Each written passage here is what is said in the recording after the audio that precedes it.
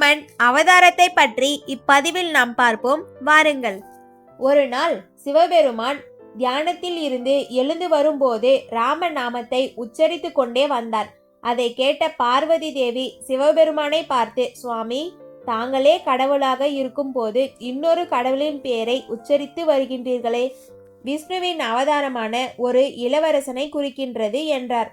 மேலும் ராமர் தனக்கு பிடித்த அவதாரமாகவும் பூலோகத்தில் அவதரித்து ராமருக்கு தொண்டு செய்ய போவதாகவும் கூறினார். இதை கேட்டு பார்வதி தேவிக்கு கோபம் வந்துவிட்டது. சிவபெருமானை விட்டு ஒரு நிமிடம் கூட பிரிந்திருக்க மாட்டேன் என்றார். அதற்கு ஈசன், தேவி, கவலை வேண்டாம், பூலோகத்திற்கு அனுப்பப் போவது என்னுடைய ஒரு சிறு பகுதிதான், மற்றபடி நான் இங்குதான் இருப்பேன் என்றார்.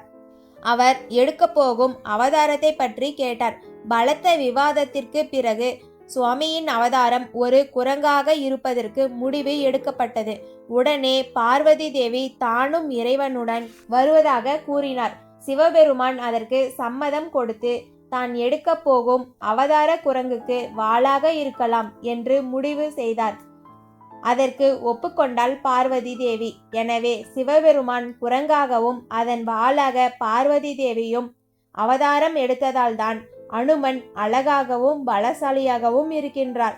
ராமர் வடிவில் இருந்த விஷ்ணுவிற்கு சேவை புரிந்திடவே சிவபெருமான் அனுமன் குரங்காக அவதாரம் எடுத்தார் என்று புராணங்கள் கூறுகின்றனர்.